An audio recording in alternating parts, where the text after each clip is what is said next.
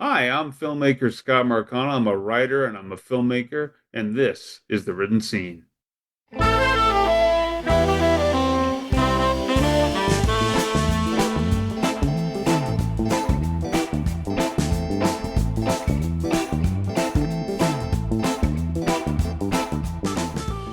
Hello and welcome to The Written Scene. My name is Adam Greenfield. I am the host, and today's guest is someone that I have known for at least a decade.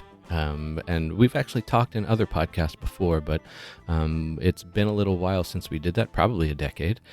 So we are going to revisit some of those things, and I'm sure a lot has happened for him since then. If you are new to the show, welcome. What we do here is we talk to artists and authors about the path and process of writing. If this is your not your first time, I guess I should say, welcome back. Tell all your friends and all your enemies, because screw them. All right. Again, as I mentioned, today's guest is someone I've known for a while, and I'm really looking forward to talking to him about all the things that he has done since the last time I talked to him in podcast form. So, Scott, thank you for being here. My pleasure, Adam. Anytime. It's always great to talk to you. Yeah, even when we're sitting at the convention center halls and watching the throngs of people run by. That's It's my favorite time to talk to you, so I can get away from get work away for from a the little people. Yeah. bit. But there's always people at your table too. You know, they're just rooting through the pins and looking at the rings and buying shirts and I know. They so never leave me alone. So never give you a chance to just watch some baseball or read a book, right? right. Yeah. Okay, so let's kind of start with some current stuff. Are you currently working on any new book or movie or really anything that you can legally tell us about? Yeah, I'm working on a couple of really great, exciting things. One of the I had a comic book a couple of years ago which did really well. It was called Nancy Hernandez and the Black Widows, and it's a horror comic about a girl who gets bullied in high school, and then she comes back as a ghost after this gang of girls kill her, and she starts haunting the school, and she does it to protect her kid sister who's being bullied by the same gang. Oh, great. And it sold really well. It's the best-selling, graphic novel my company did, and then we developed it into a podcast for my show Midnight Caller, which is a horror podcast I do. But recently, some group of investors have come in, and they want to fund it as a film. So we're very involved, and we should find out in the next couple of weeks whether our funding comes through, and if so, then I'll be out there directing it as a film. So that's very exciting. I'm working on that. And I'm working on a new episode now for the Midnight Caller series, a new story called The Skinwalker, which takes advantage of both of Native American and East Indian mythology to create a really interesting, fun horror story. So we're working on that right now. I've just finished recording a lot of the actors, and now I'm editing it, and it should be up on the show in about 3 or 4 weeks. Oh, that's super cool. So I think by the time this comes out, that will probably be out or will just be about to come out. So that's a good time. I'm looking forward to hearing that. Do you have a preference of making film or writing, like graphic novels or stories? Do you have a preference? In terms of writing, it's all the same to me. I enjoy because I write novels and I write blogs and I write, feature films. The writing part of it is all the same to me. It's equally enjoyable. I think the process of getting a film made is incredibly difficult, and that producing process is the least amount of fun of anything that you could do Yeah. because it's a lot of meetings and it's a lot of getting involved in a catch-22 that happens in film of attach an actor. Well, I need money to attach the actor. Well, when you attach the actor, we'll give you money, so you end up having to run around a lot and beg actors and beg financiers, and that part is not a lot, and write a gazillion letters and do all that stuff. That part isn't that fun. If I make a podcast or I make a comic book, I can just go out there and do it. I don't Mm. have to, because the budgets are lower, so I don't have to worry about raising hundreds of thousands of dollars. I can just go out and write a script and just do it. So that tends to be a lot more fun in terms of process. But the actual writing itself is always fun. So It's no always matter on what the it same is. level. Yeah. You know, I was recently thinking about this writing process stuff and what parts of it are fun and what parts aren't, and if there's any way I can get around the unfun parts, and I just can't. Like, there's no way about it. You know, and raising money for stuff that it seems like more and more these days. Maybe it's just my experience, but it seems like more and more these days, writers are trying it out on their own or going hybrid publishing and spending money to get published as opposed to just submitting 5, $10 or whatever in hopes of getting published. Do you see this? Are you encountering that more and more as you write more? Yeah, I think that exists on every level. And in some ways it's good, in some ways it's bad. It used to be the only avenue for an author, if like let's say we're talking prose writing, right, would be to send your manuscript into a agent or one of the big publishing houses and hope they liked it. And again, it didn't cost you much, could cost you a stamp or whatever it cost to send it over there, but it really wasn't that expensive. Nowadays, there's more opportunities, but they do cost you money where you can self-publish. You can handle your own advertising and get your book out there and do your own thing. So it gives you an avenue, but you have to reach into your wallet to do it. There's another thing that's happened just in terms of film writing. It used to be that you give your script to a producer and they run out and they raise the money. Now the industry has changed a lot in the last 10 years. And now it's producers are expecting you to show up and pay them to Really? read your script and then to do something. So you're basically doing a crapshoot thing where you're basically saying, okay, here's $500.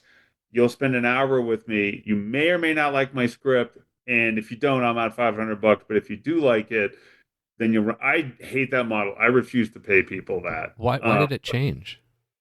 I think just a lot of these executives just started doing these as a side gig. I think it started off as a side gig. Like, okay, if I have to spend my time reading your thing and you're not from a now again, it's different. If you're at a big agency, right? If you're at CIA and you're a writer and you send your script to a producer, they're not going to ask you for $500.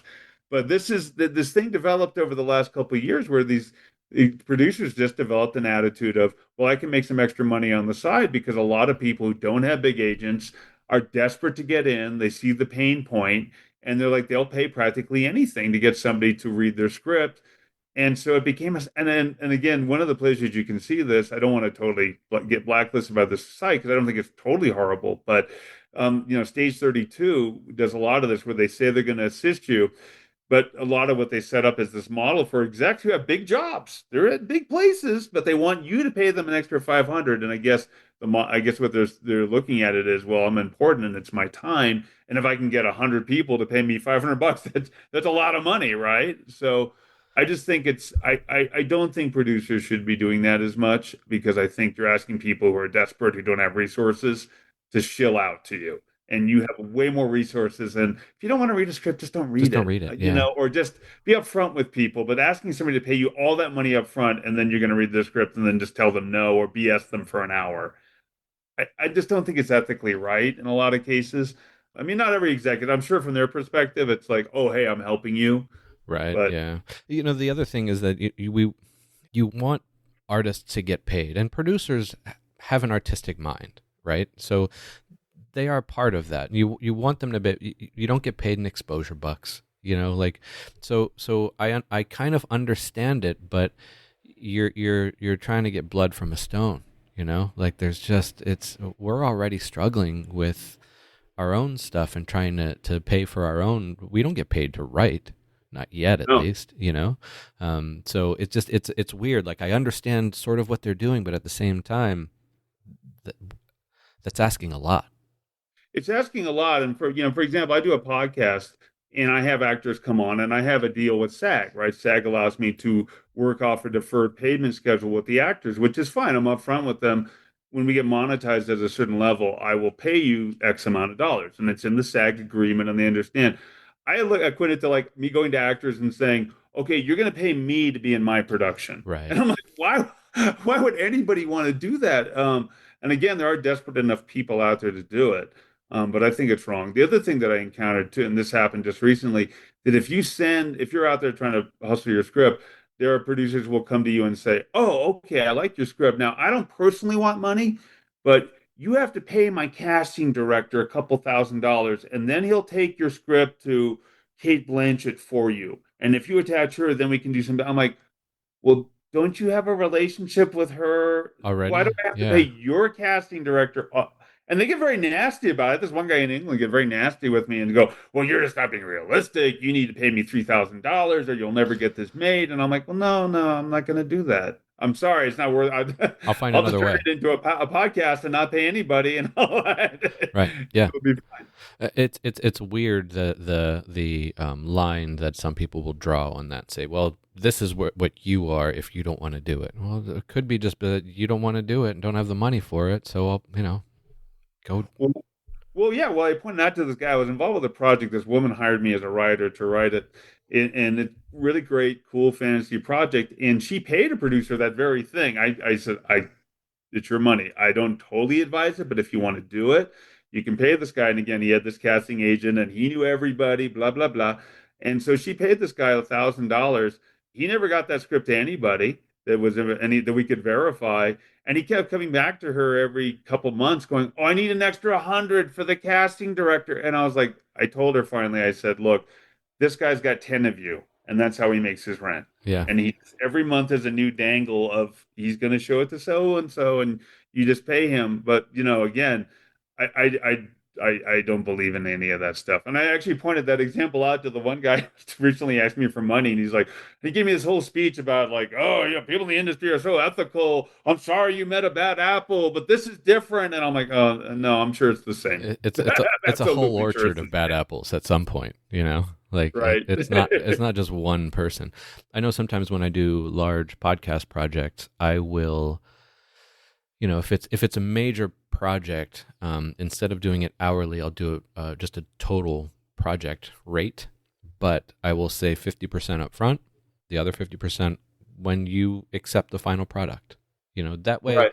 I get paid, I get a little money to cover me while I'm working, and then once they get that final product, then they pay me the rest of the amount, and people are like, yeah, I'm cool with that, you know. That's the way I do my writing fees. I always tell people, pay me half up front. I will send you pages as I do it. If you don't like it, we can discontinue, but you don't owe me the total amount until I'm done and you're satisfied. And I've never not been paid that under that structure because it's fair and they see what I'm doing and they see that I'm working hard. Right, yeah. And if you give them, a product in a reasonable amount of time, they're going to be like, oh, well, I can actually kind of work with this person. I trust them. What their content, I may have questions about or may want to change stuff, but knowing that always helps, I think. Yeah. So But it's interesting that you bring this up, Adam, because yeah, the industry has shifted and I think a lot of the burden for getting is being pushed on the creators and they're being put in roles that really don't suit them. Because creative people are creative. They're not producers. They're not money getters necessarily. If they were good at that, they would be we'd doing be doing that. it, yeah. But and you're pushing this burden on them to show up with a project that's, let's say, like it's a film project, completely cast with all the money, a distribution setup. And that's not what most writers do.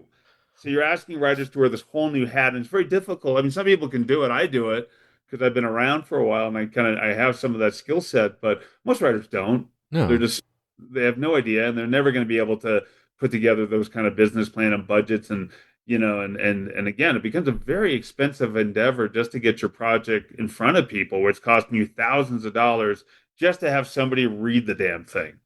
And who knows if they'll even read all of it. Right. Like, They might read 10. Did you ever remember? They might read 10 pages and read the last one and say, "Oh, I love Joe. He's a great character. yeah. Sad how he died. All right, end of meeting." Right. Yeah. That's $5,000, please. Yeah.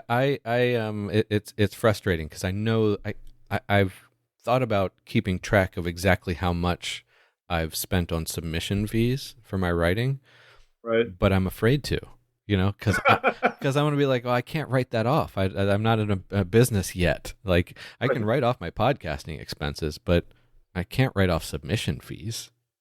Right. So it's so much money. It's just a lot of money. And you're right. The onus is being put on the creator. And historically, we are not the studio either. We are just the creator. That's it. We've got the ideas. We can put it on paper, but everything else requires other people. Unless we, as you said, do that job too. Yeah. Well, and again, maybe it's not a one-to-one ratio of this is why it's worked out this way, but again, the summer box office is down. There's a major feeling in the industry. Have people just stopped going to the movies? are we not? Why aren't people consuming entertainment the way they used to? And it makes you wonder, that the box office has gone down every year that they've imposed more and more that's on the writers and the creative people to be the producer and to show up with a finished thing. And only the haves can really play the game, right? Because the have-nots, it's like winning, the lottery if you can get through all of that. And more and more movies are coming out that suck that nobody They're just wants to bad. see. Yeah. Yeah. And I'm wondering if that's why it is that people would take on the burden of the responsibility they had before, which is I'm going to read a script, I'm going to put my name behind it without being paid, and I'm going to back it up because it's original and good. I'm not just going to take whatever the hottest writer at CA pooped out. Right. Right. And maybe we'll make better movies that people want to see. That'd be Because, nice. Yeah. yeah, I know for me going to movie theaters it's it's like going to a professional sports game at this point. I can't afford $30 for the ticket and a drink, like right. that's two times what it was before at least, Yeah, so no. it's just hard to afford going to movies. And now with all the streaming services, people are probably just like, well, I'll just wait till it arrives there. Yeah, I do. I mean, we as a family, we do go to the movies, but yeah, a lot of that figures in. But we go to Tuesday night movies because they're like $5 Are to they get cheaper? in, Yeah. Okay. All right. and then we spend all our money on the condiments. But I know what you mean. When it's that expensive, when it's getting to be $80 to take your family out, if it's not a tent pole that you've been waiting for a year, it's hard to justify the cost just to see a little movie and enjoy it. So you wait for it to come out on streaming. Right. Right. Yeah. I always tell my girlfriend, you better love Jason Statham that much. Because I don't. But if you do, cool. I'll spend the money for you if that makes you happy. But You're a yeah, good boyfriend, I try. I try. I've learned a lot over the years, so I've gotten better at it. But anyway, let's go back. I want to talk about what some of the stuff that you read as a kid. What were you into graphic novels? Novels? Did you watch a lot of movies? What were some of the arts that you were consuming at the time? Yeah, when I was a kid, I did a lot of reading. I was a huge book reader, and I used to read for 15 or 20 minutes. I was very disciplined about it as a kid. I'd read for 15 or 20 minutes every night, and I'd read everything. I'd read a lot of science fiction, a lot of fantasy, but I'd read nonfiction too. I was in high school. I was reading things like Naked Lunch and Mm, and Electric Kool-Aid Acid Test. I was reading kind of adult books just because I thought I was interested in them. And then, and I always had a huge love for comics. I started off with reading heavy metal when I was in, magazine, when I was yeah. in, and we read it at first, and it was like, oh man, it's all this Euro Looking over your sex shoulder at stuff. the time, like, is Yeah. anybody watching me read this? What are you reading? I'm reading a very sophisticated science Yeah, fiction Sports comic. Illustrated. I don't know what you're talking about. So I started reading heavy metal, and that got me interested in comics. And then, yeah, I sort of just became a huge comic book reader in high school.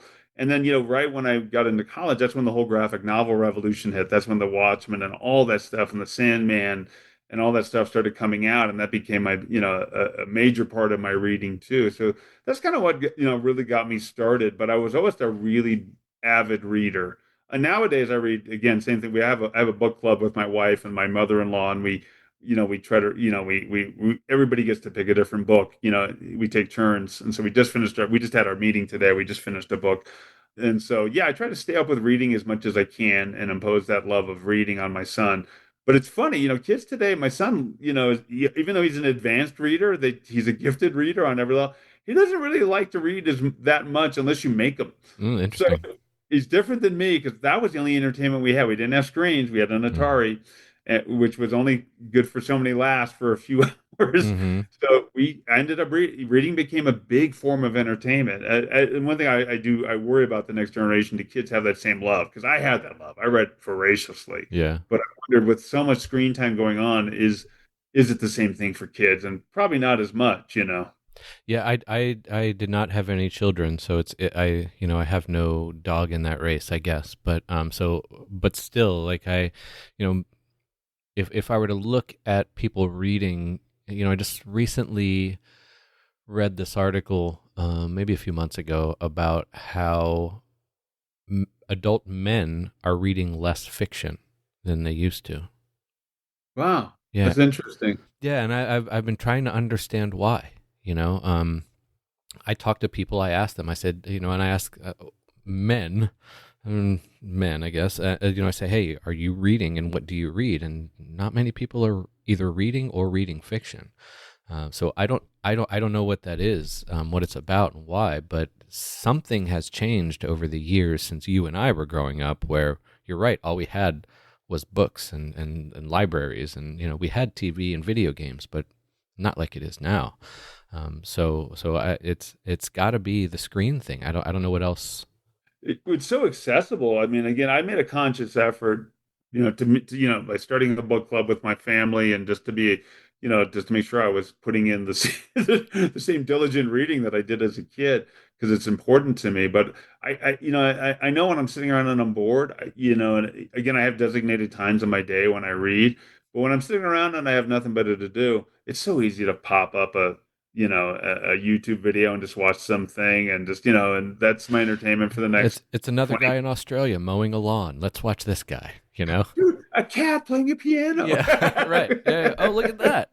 You, Who would pass up on that? yeah. It's tempting. So I guess maybe I see why people are more on screens than books. But I have in my to do list. There's every single day for my weekly to dos. Every single day I have read.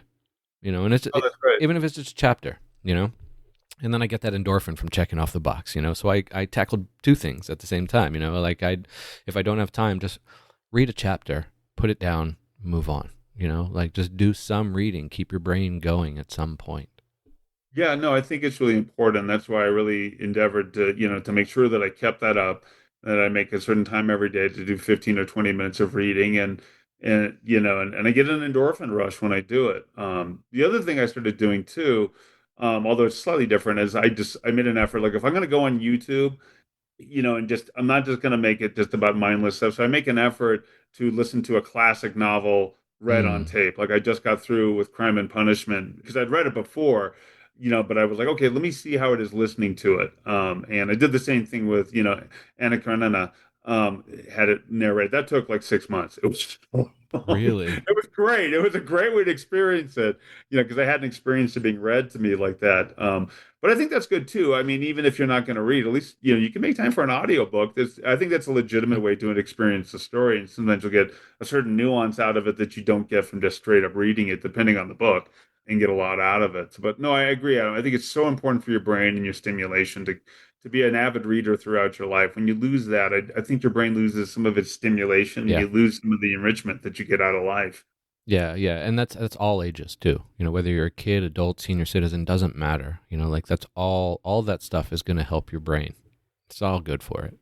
So, Yeah, and it helps your soul and your character too. You get so mm, much out of reading that gives you a perspective on the world that's so important for you to understand the experience of others and to be able to relate to people who are maybe just different than you. So no, I think it's incredibly important, and it saddens me when you point that statistic out that men are not reading as much, and I'm like, boy, men need to read. they They really really do. if it'll get you any sense of empathy, yes, please read Yeah. more. We could use more of that in the world.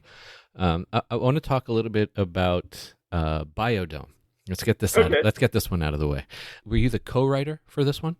Yeah, I was the co-writer. I was actually still technically in film school when I started to write it.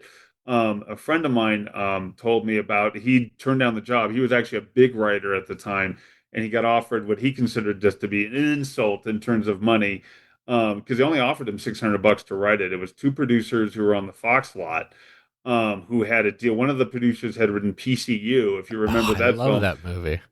Yeah, Yeah. but he didn't want to write Bidome. He just had the idea for it. He said, and it was really one sentence more or less. It just said two idiots get stuck in a biosphere, and he didn't think he could pull it off. Him and his partner as jokes.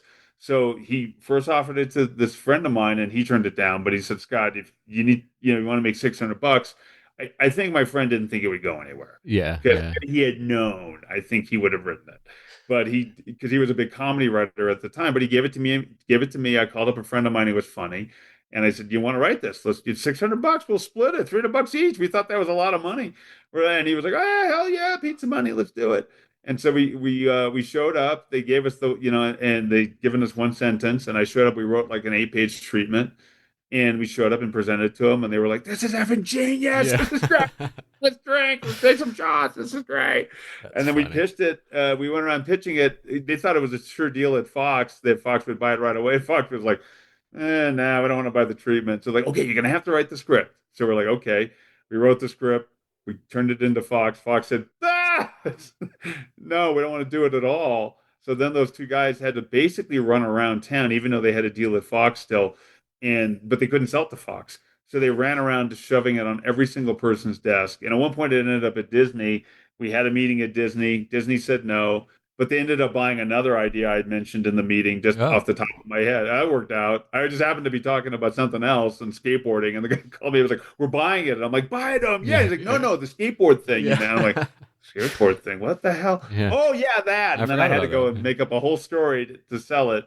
But then, like a 2 weeks later, after the Disney meeting, then the Motion Picture Corp, who had done Dumb and Dumber, ended up buying it. Well, they ended up saying we're going to do it. We'll talk to MGM, and then they had Polly really quickly in it, but they MGM wouldn't do it unless they got another actor involved that they considered acceptable. So then they settled on Stephen Baldwin because he just finished The Usual Suspects. Right. Okay. And then so Steven was hesitating, and I was actually in the room when they got him to do it. So they on the spot, the producer said, "If I get you $800,000, are you in?" And he hesitated for like a second, and then he said, "Yeah, I'm in, Brad. I'm in." And so he called up MGM. They got the money for him in a week, Wow. Wow. and then it just happened. It was just like on, and they paid me. They took us out to the best sushi place in LA. I was shoving sushi in my Ooh, of pocket for course. later. Yeah. Yeah. Yeah. Yeah. Got to eat. Got to still eat later. $300 isn't going to go far, no matter when it is. So. Yeah, right. So I had all this sushi from the best sushi place in LA. It was like these giant blocks of like sashimi and all this stuff. And it was all and I brought it home. My roommates the next morning are like, "Scott, how many sakis did you have?" And I'm like, "I don't know, a few." And they're like, "You take a look at your sushi." And sure enough, there's this giant pile in the fridge on a plate. But it was all from my pocket, so it had like No. lint and stuff on it. And they're like, "Dude, wash it off, and then we'll have a feast." I'm Yeah. like, okay, That's okay. great. That's so funny. That's such an interesting story. Was that common how things were made? Like, I mean, I guess I didn't know that Pauly Shore and Stephen Baldwin were not attached to it yet. It took a while. Yeah. Yeah, that was how it was made. The MGM said the script was fine. They made us rewrite it a couple times before that happened, but no, they said the script was fine, and Polly was looking for a project, so he agreed fairly quickly. But yeah, that is kind of the Wild West way it happened, which was just like, let's get Steven on the phone and let's convince him to do it. They originally wanted to get this comedian who ended up being in Dumb and Dumber, called Harlan Williams, Yeah, I know but he him. wasn't a Yeah. big enough star. He's a hilarious guy. I wanted him. He gave the funniest audition of all time for the. I mean, he had me just peeing on myself. He was Yeah. so funny in the audition, but they didn't think he was a big enough name, so he didn't. They wouldn't give it to him. So they ended up going with Steven, and Steven and Polly had never met. They didn't meet until like they had both signed up for the movie. So and then they were immediate best Made friends. your I remember friends when after they that. met. Yeah. Yeah. That's great. I love that. That's a large chunk of money he got for Yeah. if for a $600 script, that's I know. Well, at that point, everything had taken on this new level of money. So it ended got up it. being, of course, they had to go back. The $300 was like, okay, now we're going to do a real contract that pays you a real WGA wage, and you're going to get all this money. And it was funny because they had asked for all these. They wanted a bunch of rewrites which weren't in the budget. And the producer called me up. He said, "Scott, so I need you to do a bunch of rewrites because at the last minute the director wanted some rewrites." And I was like, okay, am I going to get paid for that? How much I can get paid? And he was, at one point, he offered to, he's like, I'm gonna send you to Hawaii in 6 months. And my agent was like, no, we're not. He's not doing a rewrite for A for vacation. Hawaii in 6 months. Right. So they worked out a deal where they ended up paying me cash, but they ended up giving me an associate producer credit as Oh, well as cool. part of the deal to continue, which was fine. I was like, if they had just told me straight up, this is what it's going to take to get it made, I would have probably just said, fine, I'll do the extra rewrite for the director. But because at that point, the WGA and a lot of people were involved, and I had a big agent at that point working on it for me, it had a whole different dimension. So they couldn't just ask me to do it. There Yeah. had to be a trade-off, and that was the trade-off. The the change in how things are written between then and now has to be quite different then, yeah? Yeah, things are very different, now. And again, it depends on the project and how many people are involved. Biodome got really once there was a certain point, you reached this tipping point with studios where money is just flying everywhere, and people have decided to do it. And then all of a sudden, money's no object. Just get it done because we're on deadlines. It's in the slate. Blah blah blah. And that's why things like, we'll send you to Hawaii and, and we'll just throw cash at you. Steven, how much do you want? It Right, starts to right. become that because everybody is going to get paid if it goes. And so, yeah, that's why that happens. I'm sure that still happens on projects on that level. Once something is really the train is leaving the station, it's just make sure, pay for whatever you have to pay for to get it to happen because it's way more expensive to stop it at that point than to just keep going. So Yeah. I'm sure, but it was very Wild West-esque. It was funny being in a room listening to Stephen on the speakerphone, basically being smoothed into it, and they're like, how much is it going to take? Well, how much you got? Yeah. Yeah, yeah, yeah. Those all the questions, all the good questions. So Yeah. you've mentioned to me that there's been some talks, or initial talks about a Biodome sequel, but I don't think anything's come of it. All the phone calls from Polly, probably middle of the night. But Yeah. I'm curious, how difficult is it to write a film sequel compared to like a trilogy or a follow up to a book? I think it's very difficult because I think more difficult because I think that if you hadn't with a trilogy or like sequences of a book, the story has an arc that's already existing in there. And in a lot of ways, if you look at the arc, if it's well designed, right, it was always the intention, that's always there. And the whole story is building towards that arc. Even something that's even more than a trilogy like Infinity Wars. Hmm. That arc was always part of the story and it pulled in all these other Marvel movies. In the case of, like something like Biodome, there was never any sequel planned, or ever. It was a complete story. So you really have to go back to the drawing board and brainstorm and say, okay, where can we go with this? What's good? I did come up, they asked me to write a treatment and I turned it in. So they have all that for a sequel to Biodome. I did come up with a funny idea for it where Polly and Steven are like, they're old men and they hate each other and their kids are part of the Oh, story. that's great. So I turned that all in, but again, it's hard to do that. It took a lot of thinking on, to sit down and brainstorming to think like, where could you go with this? Because the biodome isn't the biodome anymore, and what do you do with it? And what do you can't just go back to the biosphere in Arizona. You got to top that. So in the sequel treatment, yeah, that we came up with the idea. Well, we'll put it on Mars. It's the biosphere on Mars, and Biosphere on that'll be Mars. Yeah. fun. Yeah. And then we'll make Elon Musk flying them out there, and Yeah. then all these other stuff. Yeah, no, my treatment is hilarious. Again, it's not up to me, but I turned it in. I mean, in my position, because I was the original writer, I get paid either way. If I'll get paid as a person on it, if they end up doing it and they get through the process.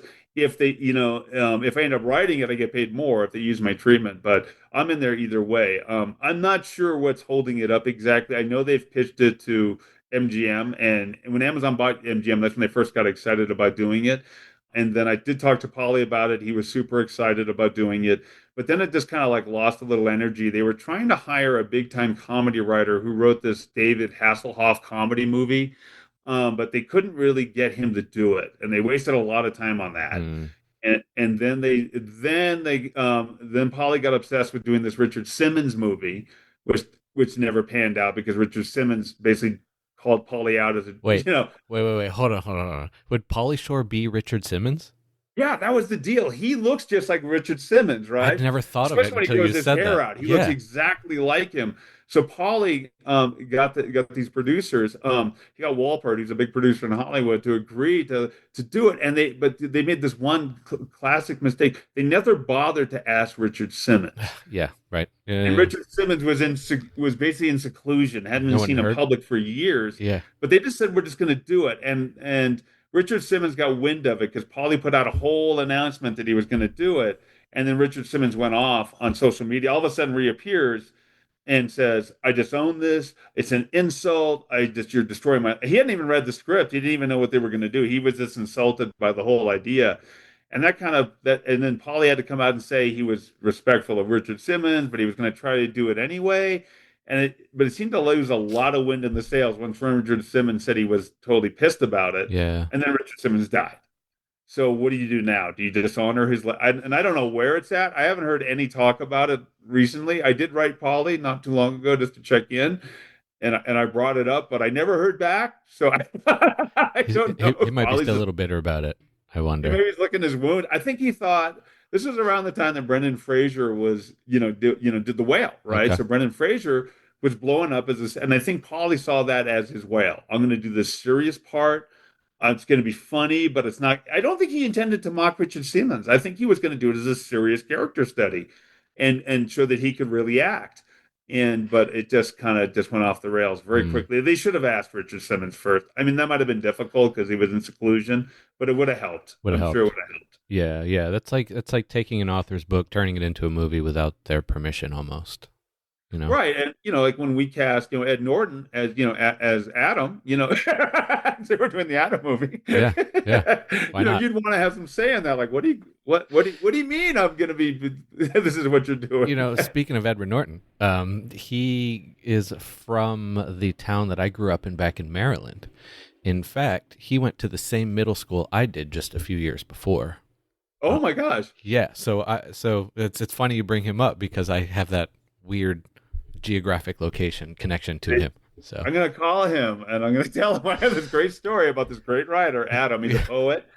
yeah, He do loves it, cats. do it. I mean, he'll have to get tattoos, but whatever. But yeah, because his grandfather was a major player in the town formation, the architecture and stuff like that. So Wow, yeah, he's his background is very interesting. Edward Norton's background, it's really interesting stuff. So tell him I said that's hi when really you talk to cool. him. But anyway, all right. So I mentioned earlier you were on my old podcast called Gutter Talk.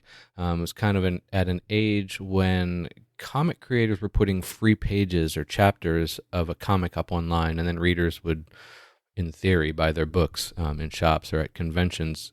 Do you buy into that process for storytelling?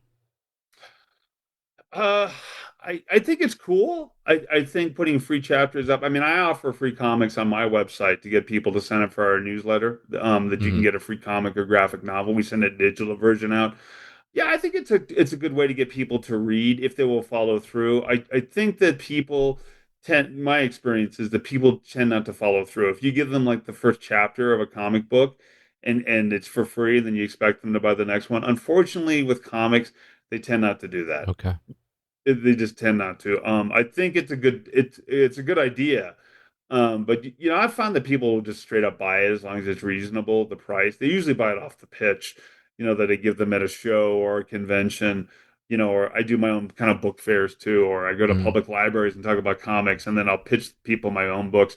I find that's really effective, but yeah, I have tried that strategy. I just don't think people, once you give them something for free, it's hard to get them to whip out a wallet. That's just one of those things. It's like, well, I got the first chapter for free. You should just give me the second chapter for free. right. Right. Is how Yeah. they kind of tend to look at it. Yeah. I'll buy the second half of the book. Just give me the first half for free. Right. Kind of a thing. Yeah, yeah, yeah. I know Stephen King, and of course this is Stephen King, but with The Green Mile, he released that in like chunks before the full novel came out. Right. You still had to pay for those, but a few bucks for a fifth of a book. I might do that if you're Stephen King, but I guess you got to be Stephen King for that to be a successful venture, I guess. Yeah, I think you have to have a little bit of name recognition to make people go through that process with you. And obviously, Stephen King, if you're gonna, you'd buy the whole book anyway if you like Stephen King. You Yeah, wouldn't even, the chunk thing is kind of cool because you get it ahead of other people, which is fun. If you're really a hardcore fan, you'll definitely do that. But yeah, I think it's tough. I think you're probably almost better off as a writer just asking people to write just to get your book. read by the book. Yeah, yeah. Because with poetry, like I'll throw a poem out there, but what I've found is that a lot of publishers now include social media as previously published, so they don't want that. So they if it's online anywhere, take it down. You know, Wow. so that I've noticed that recently. That's interesting. Yeah, no, I can see why publishers would be that way because they want it to feel like it has to be exclusive. Otherwise, Right. if there's parts of it that are free, then people will just hunt and peck for the free stuff. there's an interesting, almost live experiment going on with one of my books. I did a person stepped forward. I wrote a novel a couple of years ago, which is sort of a noir crime story called A Game of Solitaire, and it's on Amazon and all that stuff. But this friend of mine came to me, Scott, I really like that book. I want to learn how to do audio narration. Would you mind if I just did an audio book of it? I'll do it for free. I'll just read your book. And I said, yeah, sure, go ahead, Nick. So he's doing that now, and he's about 4 chapters in, and he reads it, and I put jazz music behind it, and it's on Spotify. I should go back because I haven't done this. I should try to track to see if people who are getting the free audiobooks, it's on Spotify, it's free, if that's affecting the book sales. I try to chart from when it started, he started doing that, because it does get views. People do listen to the audiobook on Spotify to see if the book sales are actually going up or they're staying flat, like it's not affecting it. Because I'd be curious if people listen to the audiobook and go, oh, that's kind of cool. Maybe I'll just go buy the book. Yeah, yeah. Is it a graphic? It's a graphic novel? No, it's just a Prose novel. novel. Prose. Okay, okay. Do you Yeah. feel like that would be harder to quote unquote sell because if they're at least there's a visual aspect if they buy the book. Right. Yeah. No, it's just a straight book. So yeah, I'm wondering if people just get hooked on the audiobook and just want to listen to that because it's like, well, it's easier than reading. And since male reading is going down anyway, I'll just listen Yeah, to your yeah. This audiobook. this guy Adam told me that men aren't reading books anymore, so I'll just give it to him for free. I just give them the podcast. Right. Yeah. There you go. Just listen to it. Just listen to it. Do you like social media? I do and I don't. I mean, I obviously participate in it quite a bit, but I find it's very difficult to keep up with it. I was doing it all for a long time. I took one of these courses, about marketing courses and social media, and it was like you have to post 3 times a day and constantly create content and blah blah blah. And I know people who do that, Mm-hmm. and I don't know how it works for them. I got exhausted. I couldn't come up 3 times a day with something I wanted to post on Instagram, Facebook. And finally, I said, you know what? I'm just going to post every now and again when I have something to say, because it hasn't really affected my sales or really anything. If I really want to sell something where I feel marketing will work, I'll just take out a Facebook ad, Mm. right, or a Google ad, or YouTube, wherever I'm going to go. Just a quick expense kind of a thing. Yeah, just a quick expense, and okay, I need to promote this. I want people to hit the book, or I want them to hit this. But having to constantly be online every single, and I know actors who do it. They're on Instagram like 5 times a day, one clip after another, one joke after another, one new headshot. It's such a full-time job, and and again, I wasn't noticing that all the effort I was putting into it was producing anything that just a targeted ad wouldn't produce, right? So it was all this effort to be out there, but it wasn't like necessarily getting me any more fans. Just going to the conventions and doing targeted ads is covering that really well. So I decided, nah, it's just a pain. And the online world is also, it's a vicious place It's at times. cutthroat. People Yeah. are pretty harsh. It's hard to go to Facebook. There's a lot of vicious stuff that goes on. I try to save my interactions on Facebook to this. I made these internal rules because it was getting so vicious. I threw the worst people off my Facebook page. There were a lot of people who used to show up because I have a large following on Facebook in some quarters. There were people showing up just to basically use my popularity as their platform Mm. or anti-vaxxing or Ugh. whatever their trip was. Right. And so I had to just basically kick those people out. And I wrote them personal notes saying, if you want to be my friend on Facebook, that's fine. But you're looking for excuses to go on a monologue. And some of these, you can imagine some of the comments would be a mile long about them promoting whatever their political cause was. And I said, my page is not for that. You have your own page. And if only 2 people like your comment, that's not my problem. The solution is not to jump on my page and start a fight with everybody so everyone will listen to you and hear you. So I kicked a lot of people off that way. And I said, listen, but I did tell them, if you want to post non-political stuff, that's fine. If you want to just be my friend and talk to me, that's fine. But let's make our deal. I won't comment on your Trump stuff, and you don't comment on my anti-Trump stuff, and let's leave each other alone. If I have something that's in depth to say, I will put it on. I will make it part of my blog, and you can read it or not read it. Mm-hmm. No one is forcing it. I'm not. I'm not going to force my opinion down your throat or your friends' throats. If it's in a public group, wherever it's like some political group or something where everybody's commenting, fine. And what? Funny enough, people have actually really respected that for the most part. And I wrote a very controversial article that I put on Facebook recently, but people who were commenting on it were only commenting on it on the public pages. People who jumped on my personal page to comment on it actually were pretty chill and Mm, like, okay, Scott, I will respect your point of view. I don't agree with it necessarily, although 80% of people were agreeing with me. yeah. Uh, but they respected my rules, and I was like, that's great. You can disagree with me, but don't come to my page calling me every name in the book just because you disagree with me and you need to launch into your so write your own blog, get your own Yeah, Substack. everybody's Who's got access stopping to you? it. Right. Yeah, yeah, totally, totally. Now, I think if I remember right, this is the Dean Cain thing. Yeah, Is that the one? Okay. that was read by thousands of people, and God, I mean, when I didn't even on my own page, I read every comment and responded. There were some public places where it was published where people were just going ape, and I was like, I don't need to read that. No, I'm no. sorry. I respect the fact that you hate my guts, and Dean once, was your best friend in Malibu. Great. I don't dig him. That's my business. But okay. But I'm not going to read every person calling me out a name calling. Somebody went on for weeks without me participating. There were people who were my defenders who also didn't like his trip, who would get into these things with people and would go on for days and days. And I just stayed out of it. I'm like, I don't. I said what I needed to say. I don't need to argue with you for hours on end. I don't have the energy for it. Right, right. Yeah.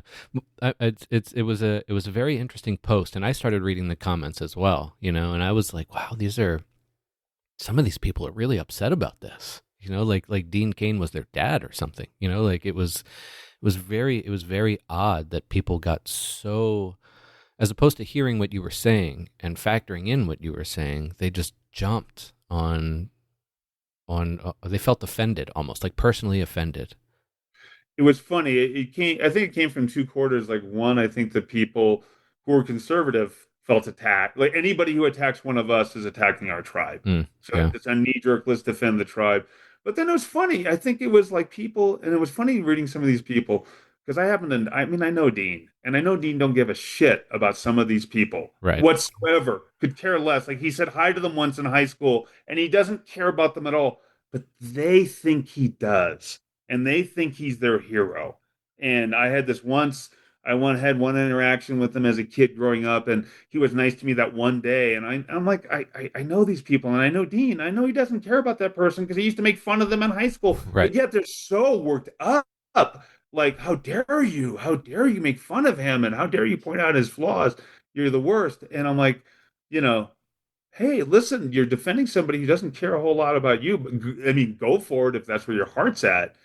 But that's the reality is he ain't losing any sleep over you. He wouldn't run on Facebook to defend you Right. ever. Right. Yeah. Yeah. But okay, more power to you. If it makes you feel better, go for it. Makes you But feel. yeah. I think it was a lot of people defending sort of a memory of what they had of what high school and junior high was, and you're destroying something that they cherished, and you're pointing out that somebody that they held Mm. in a very high regard is highly flawed. I think that was part of it. And then there was also a thing I think I just said a lot of those people who defended him were part of his sort of clique, Mm. like the popular people from that environment. And they sort of felt like this is the world order, and how dare you, person who's beneath us, who we let come to our parties occasionally, Right. say that that we're not great. I mean, they took it that way, like we're always been popular. What are you talking about? How dare you? We're the cool people. Who are you? It's weird. Like I look back at my high school years, and there are some people that were just not kind to me. you know? And years later, I get these friend requests on Facebook from these people, and I'm like, all right, hope maybe time has changed these people, maybe it's helped any. And most of the time it actually did. A lot of the people they were, oh, I'm this one person actually apologized, and others would just talk to me like a human being, but, so I'm open to the idea of people back then changing, but if they still do the same things in adulthood, why would I want to defend them? Yeah, that's where I'm coming from too. I think a lot of people we're all immature and stupid when we're kids, Sure. and I did a lot of dumb things that I regret. and people bring them up to me, and when they bring them up to me, I'm like, oh yeah, that was really bad. I wish I hadn't done that. And people do change, legitimately change. You meet people now who were a certain way back in the day, and I went to my high school. A funny story. I went to my high school reunion last November. And before going to the reunion, I pulled out my old and I wrote a whole article about it, which became really popular in Malibu too. Before I started writing about Dean Cain, everybody got mad. But I went through my old junior high yearbook, and I'd written this really secret code next to everybody's name. And I didn't remember what the code meant, but I'd written something next to everybody. And one of the things I'd written next to almost everybody was EP. And I was trying to figure out and sometimes I would write A, and I knew what A meant. A meant asshole, Sure, right? sure. There was only a few people like that, but I wrote EP next to a lot of people's names. And so it was funny because then I went to my high school, my junior high and my high school reunion. It was the same weekend. And I ran into all these people. And a lot of the people, like you said, Adam, who were jerks back then, or I thought were jerks, were really nice. They changed and they were like, Scott, I remember you and you were great. And I wish I had been nicer to you or whatever. We had a good time for the most part. And I was driving home from my high school reunion and it suddenly hit me. I remembered what EP stood for, and it stood for excellent person. And I realized that I'd actually called out most of my classmates as being excellent people Very back in the cool. day. All right. So I wrote a whole article about that, and then yeah, every single person from Malibu and Santa Monica was like, "Yes, I knew I was. Did I have an EP?" Yeah. Like you're all excellent people. You're Yes. all cool. Yeah. Yeah. Yeah. People. I mean, it's nice to have good memories of those people, and be reminded of it. Yeah, you shouldn't, harbor on the bad experiences because they're not all bad experiences. I was talking to a guy today and he was like, "Were you traumatized by Dean Cain?" He's like, "No, I wasn't traumatized by the guy, but he wasn't nice to me. I Right. don't spend all day and long thinking about, oh God, this guy." And he did. No, I don't. But almost all my memories from high school are good memories. But it's a tough time. It's growing up, and I think we all Right. we have bad experiences which form us, and I think in a good way. Sometimes I think this is what's funny too. I was pointing out to people about like that article.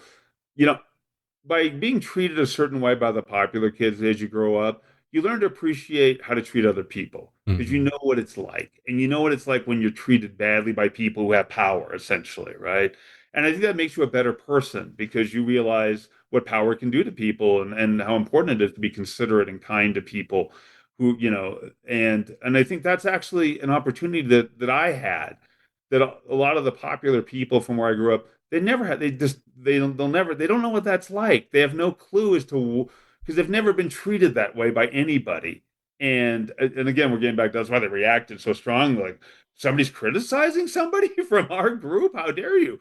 Because nobody ever talks to them that way, and they're not used to criticism. Where most people experience a lot of criticism and a lot of setbacks, and it shapes us and makes us a better person. I think. Yeah. So I think those experiences growing up can be very painful, but they're very necessary. If you want to be a better person, you're going to have to go through some emotional exercise, which is painful, and go through a lot of ups and downs to become a better person. I wanna ask a very odd question about this. Do you think? Ugh, I can't even believe I'm asking this. Do you think that being picked on or whatever in high school or as a kid, if you become a writer, do you think you write better villains? Yes, I think so. Yeah. I think well, it depends. You can write very stereotypical villains that are all bad, right? I try not to do that. I'm always been a big part of my writing because I write horror, and thrillers a lot too. So I write a lot of villains. I always try to make the villains not stereotypical. We're just beating you up for no reason. And I think that I try hard as a writer, having been on the other side of that for the most part, being the victim, not the villain, Mm. to try to understand the psychology. What makes a person act that way? And there's reasons. I mean, there's reasons why Dean is the way he is. I know his family. I know his dad. I know Hmm. exactly why he's that way. And it's the upbringing and a lot of the things that happen to a person growing up can, at a certain point, you can't make that your excuse. You're an adult. You make your decision. Like you said, if you keep making the same stupid decisions, you're not. But yeah, I think in answer to your question, I think it does. If you open your mind to not just being the victim, but trying to understand why you're being victimized, I think you'll write incredible villains. You'll understand why they do what they do and why they don't feel empathy, why they do what they do, and what's driving them to that point. and it certainly made me, a big fan of writing villains to try to figure out why are they that way and can it be fixed? Mm, Can they change? Is there room for change in the most despicable person? Often not, but there's always hope for that, and understanding why people end up that way is, I think it's important as a writer, because in a way, writing is always a cautionary tale. Even when you're writing villains, you're trying to point out to people why you don't want to end up in that situation. And the more that you can explain the psychology of why somebody becomes a villainous character or a bad character, the better. And the more you can explain that to a reader, they'll understand those how that you follow that path, and then all of a sudden there you are, yeah. and you're doing these horrible things and you're justifying them. And how did you get there? Right? That's the Yeah. writing can teach you that. Right, right. And I think the same can be applied for protagonists as well. Like there's knowing where they came from and knowing why any character's motivations, what they are. I think that's a really important way to write. To create characters is to know why they're doing it, not just that they are doing it and write it down, but to understand why they made that choice. Yeah, if you understand the choice, you can empathize with the person on either side of the equation, Right. because not that choices are inevitable. I don't believe in fate, where you're just fated to be a bad person. If this happens, then you're just going to do this, and you don't have free will. But you can kind of understand a little bit better how somebody got to that point, in their life, to either be a hero or anything along the spectrum to a villain. There's things that happen. It doesn't happen. Nothing happens in a vacuum. I mean, there are people who are born psychopaths and sociopaths, and there Sure. really is nothing anybody's going to Right. do. Right. It's just that way, and you could point to things and say, Dahmer's mom should have been giving him more hugs, but I got a feeling he would have eaten people anyway at some point. That seemed to be Right. where he was headed. Right. Yeah, it did kind of seem that way. And with my own father, it took me years to really accept that his childhood was a mess. Right. So no wonder he turned out the way he did, and no wonder he and I had such problems.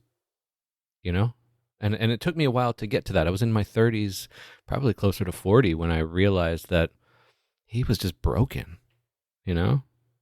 That's really true, Adam, and it's interesting that you discovered that in your personal life. Because I had a similar experience with my Danish grandfather, who was both an extreme hero and a villain. He fought the Nazis in Denmark and was captured by the Nazis and tortured. And he saved a Wow. lot of Danes, big hero, but he was a bigot. And he when he found out my mom was marrying my father, who was black, he tried to murder her over it. I mean, it's Jeez. crazy. And then years later, he wrote me an apology letter before he died, saying, "I wish I had met you." And but I try to understand him growing up in Denmark, in occupied Denmark, and the amount of violence that he experienced when he was like 22.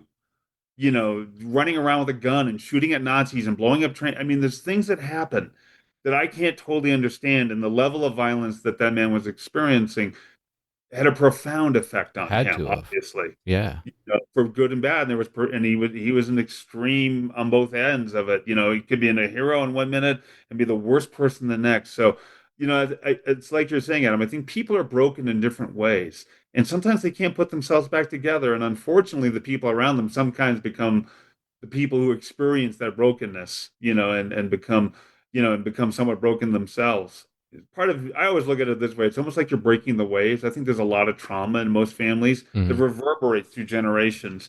And at a certain point, hopefully what happens is we become aware of that trauma and aware of how our parents were affected and how their behavior to us affected. And that because we have the ability to look at that and analyze that we can break the waves and stop those vibrations of trauma and violence from going on and on and on in a family, and set a new path and a new tone to a family which isn't based on those things. It's very difficult to do, too. Like, because you have to sometimes move on and smooth those waves out without the person that started the wave. Like for example, my father continued to make the same dumb decisions throughout adulthood. And I didn't have any kids because I was worried that was in my DNA. So like I wasn't sure if would I be a good father after that. but I realized that it was once we hit the level of adulthood, we all have a responsibility to ourselves and to each other. And if we're not going to do that, we're not going to get far in smoothing out those waves. So we have to start a whole new pond elsewhere. Right. Yeah, yeah. No, yeah. I mean, it's hard. I mean, if you come from a family that's been intense, I can totally understand that being afraid to be a father or be out there in that capacity. Because, yeah, is it in me? Am I just inherently gonna react to situations like that? I found in my own case, no. I mean, there's times when I've been a father where I've looked back and said, yeah, that's the same stinky thing my dad would have done. Right. And I got to be better than that. But I have the ability to recognize that. Not the ability to always intercept it before it happens, but I have the ability to recognize it and go, yeah, I can see where that's coming from. I need to not be that way. I can be better than that. Right. And fix that mistake if you made it. You And know, fix that mistake and go back and say, hey, listen, I'm gonna try to be better. I'm not gonna do that. I'm going to I learn mean, we from grew it. up, Yeah. I mean, again, it was also just things change, things were acceptable as a parent, especially in the old days, which are not acceptable now. I mean, spanking was acceptable. Going to the belt, that's just something we grew up with. I got it all the time. Yeah, nobody would question that. That was totally fine. You were more the weird kid if your parents didn't do that. You were spoiled Mm, if you weren't spanked or something.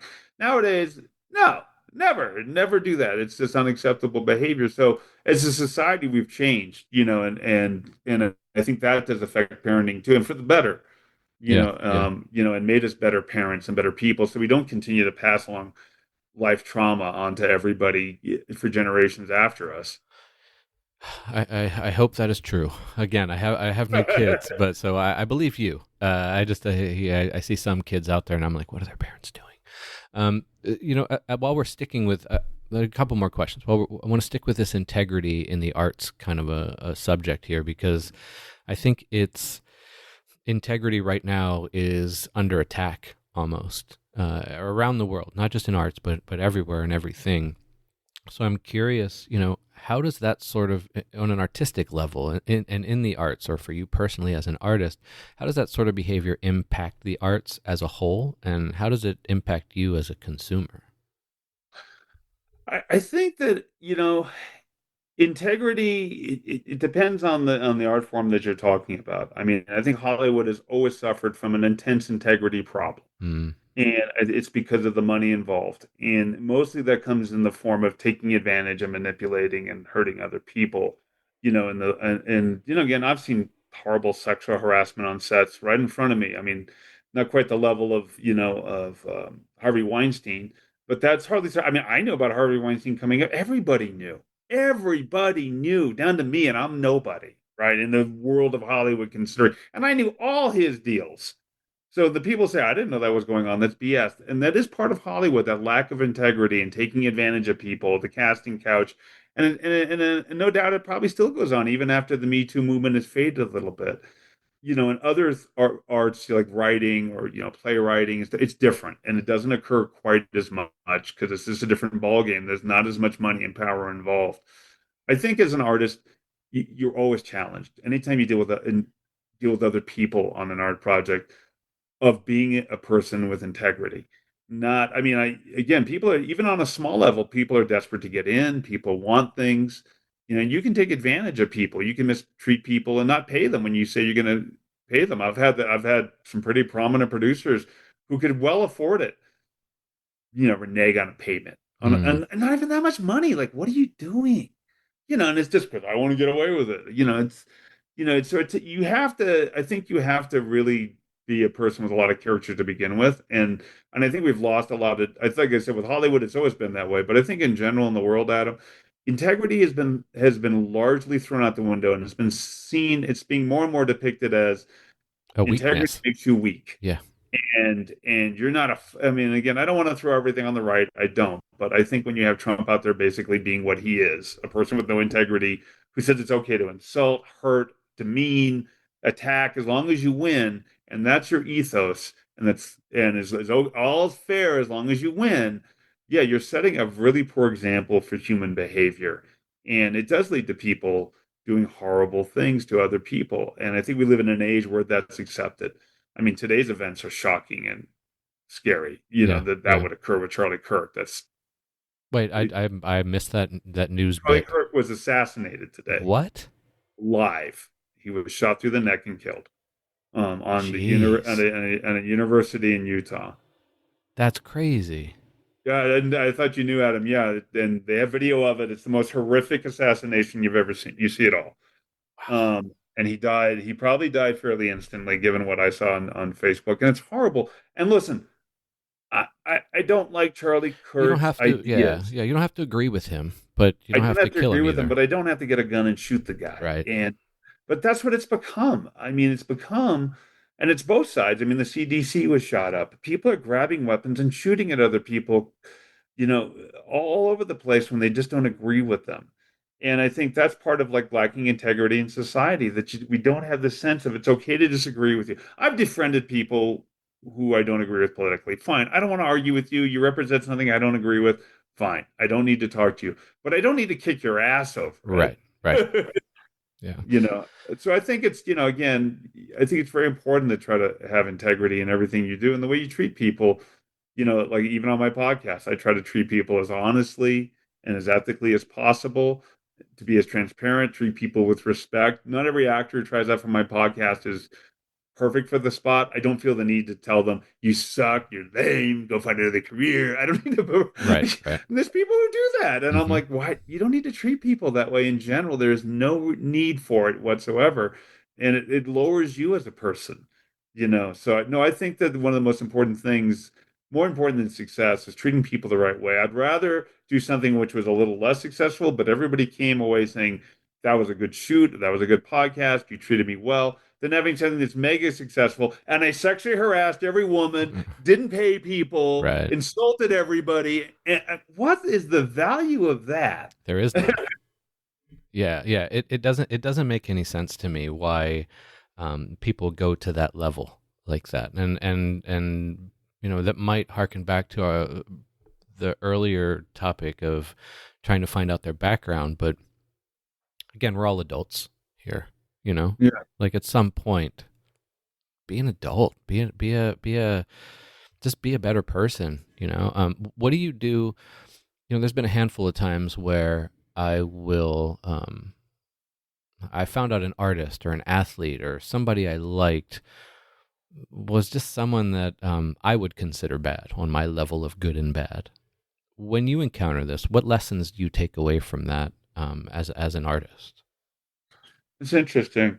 Yeah, it's hard. It depends on what specifically that person's doing and how they behaved.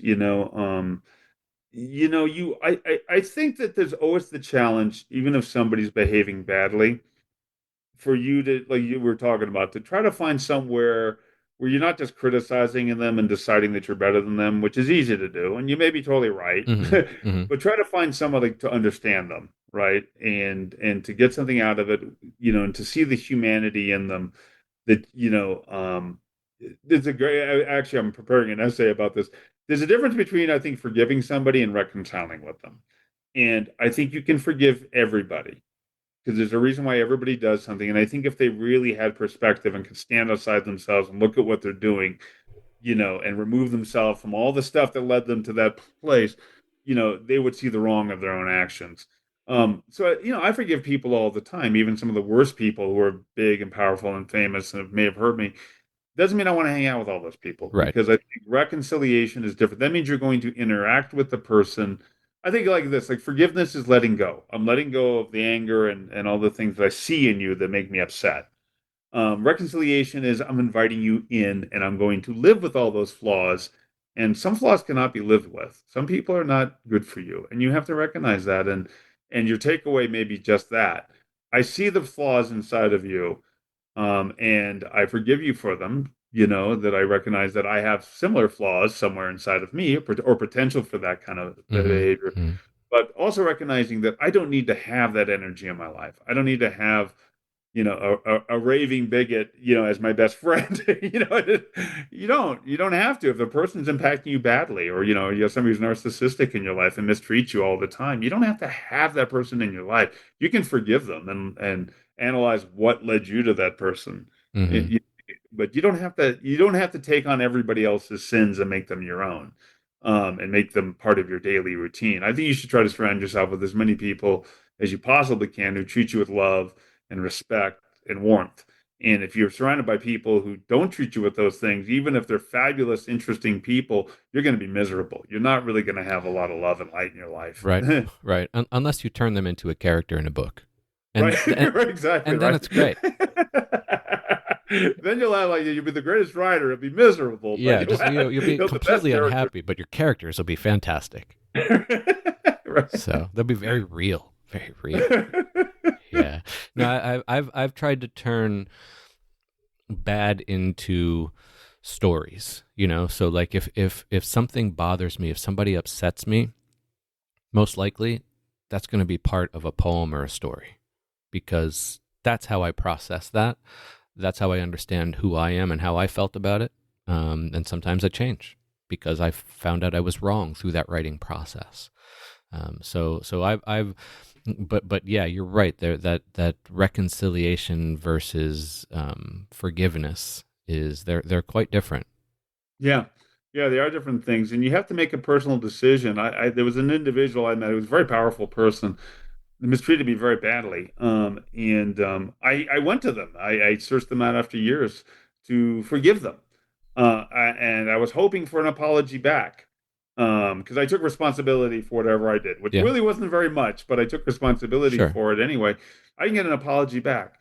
So I had to make a decision. Am I going to continue, or am I setting myself up just to get abused again? In the end, I decided it's setting myself up to get abused again. So I Yeah, forgave them and let them have that. I'm not your enemy. I'm not going to run them. But do I need to have that energy in my life and put myself at risk emotionally and mentally? No, I don't. And they're just fine without me. I did what I could. That's my only role in their life, is to maybe just give them that, and they might be a better person because of it, or yeah, not. yeah. But at least I tried.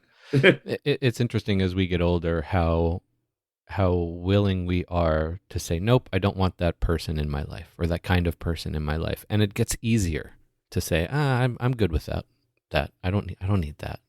You know. Yeah. And that scares me too, that as I've gotten, like when I was younger, I used to hold on to every relationship in my life. No matter how rotten or bad, I would just hold on to these friendships where I was like, this person doesn't mean us. And now I'm just like, oh, bye. Yeah, good on that. I'm Thanks. fine with not talking to you. I don't need to deal with it. Yeah, totally. It's You very know, freeing. it makes me worried, Adam. I gotta be honest. It's not you think like, okay, am I just getting jaded in life, or am I actually just becoming wiser that I recognize what I want and who needs to be in my life, and I'm getting more of that in my life. I'm surrounded by people. There's not a lot of people in my Rolodex where I'm like, ugh. It's people I'm like, yeah, all right, they're totally cool. I'm surrounded by cool people. But I do worry that there is that thing that you just make people too disposable, that just because somebody's a Mm. little tough that you don't want to chew. You're just like, nope, I'm done. I don't need to deal with you. Yeah, right, right. Is there a time limit on that though? Like at some point, do we say enough is enough? That we've given this person opportunities, or I gave myself an opportunity to try to stick with it. At some point, we have to have a boundary. You Yeah, know, I think you do. I but think for your own mental survival, and I've done that with people, you have yeah, to set boundaries and say this is the way it is. Because, again, you become wiser and you learn, and you learn things there's things I know about just how people behave that I didn't know 25 years ago. right. Things that I would easily recognize now as thoughtless or manipulative. Back in the day, oh no, that's just them being them. Back when I was like, in my 20s, I wouldn't question it quite the same way. So part of that is wisdom. You've lived life and you know when people are on the level and they're not. And you should trust your instincts when you feel that way and you see people, and again, some people are just not good for you. Right. It's not that they're the devil, but they're not good for you. And people do act differently with different people, and you have to recognize where you're at and what your needs are. And you don't have to be friends with every single person in the world, it's okay to be friends with five people who are wonderful people. Yeah, who was it? I was listening to a comedian. Might have been like Ryan Sickler or Bert Kreischer, one of these guys, one of these bro comedians. And they said that in life you really only need 3 to 5 ride or die friends.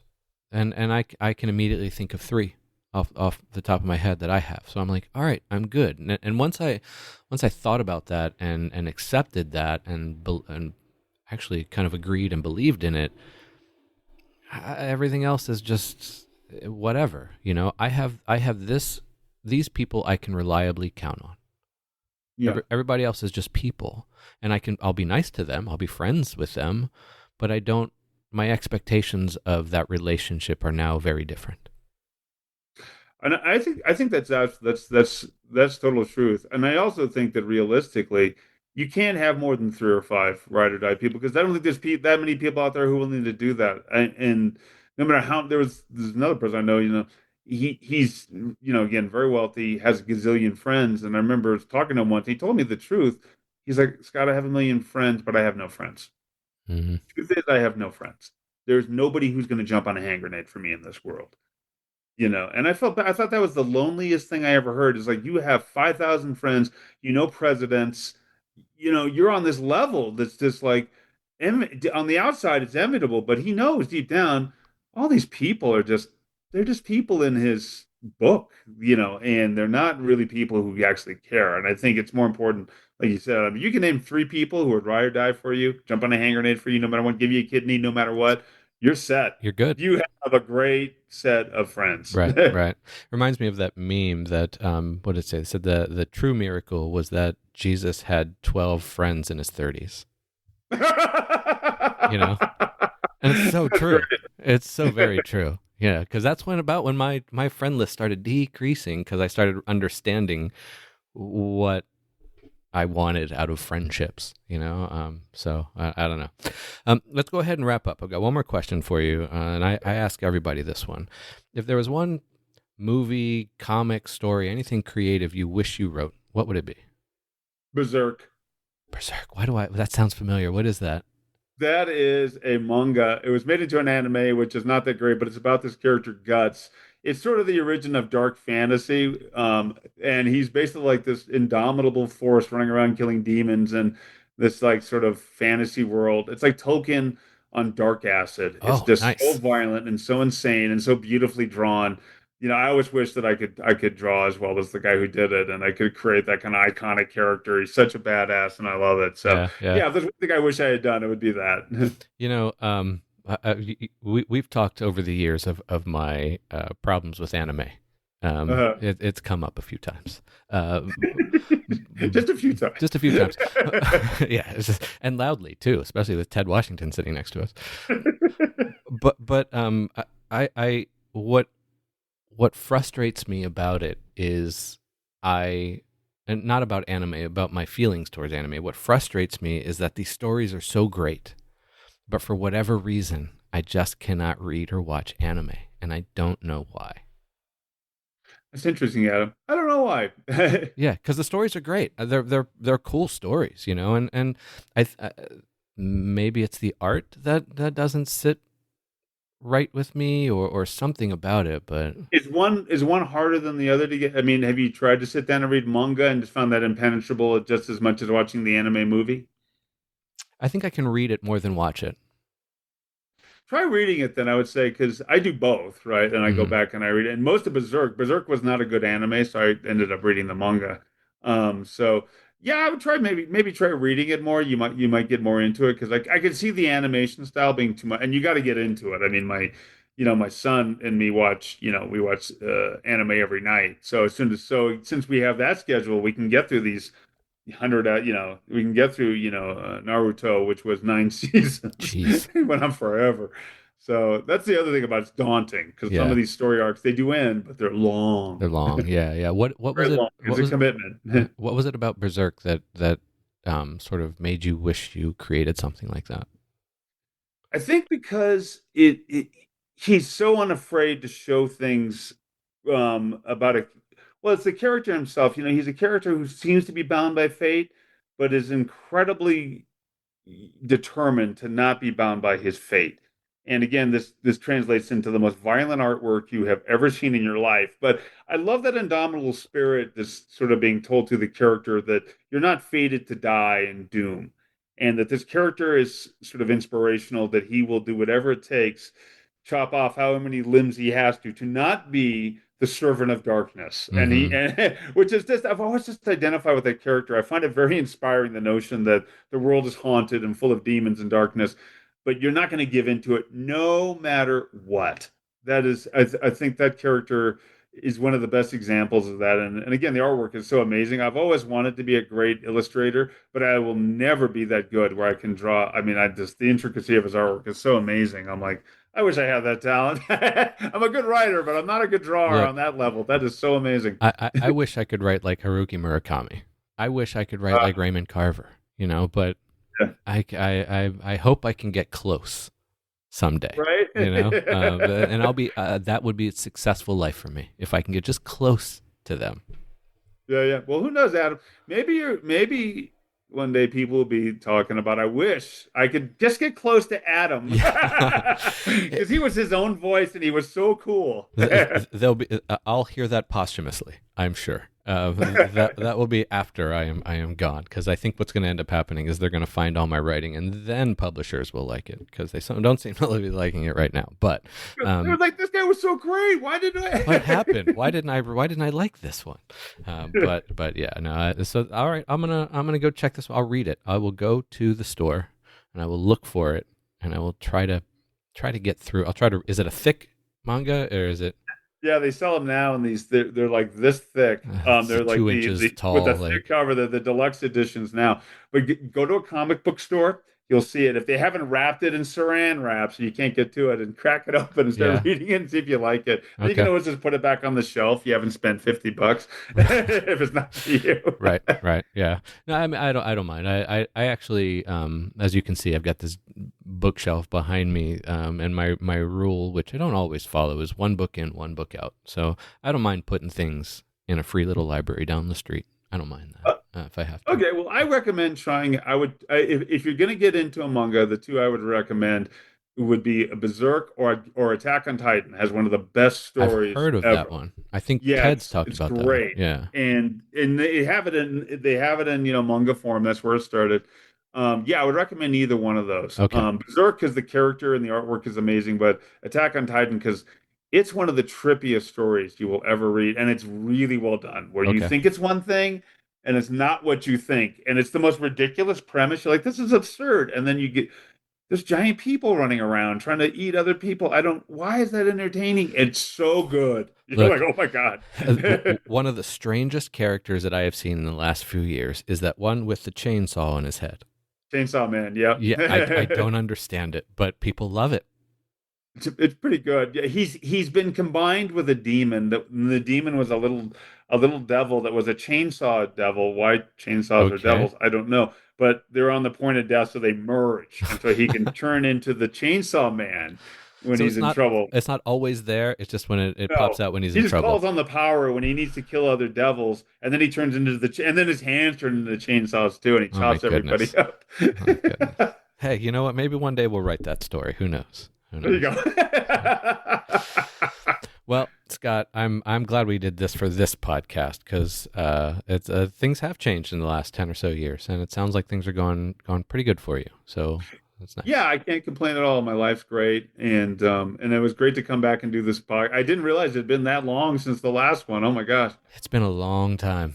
Yeah. Wow. Yeah. It's Well, it's been a great to while. talk to you again on your show, Adam. Anytime. Hopefully, we'll be able to talk in another 10 years when we're in our walkers and like, hey, how you doing? It'll be a new iterations of different podcasts. It's just a different one. We're gonna talk about glasses today. We're gonna talk about being able to see because we're too old.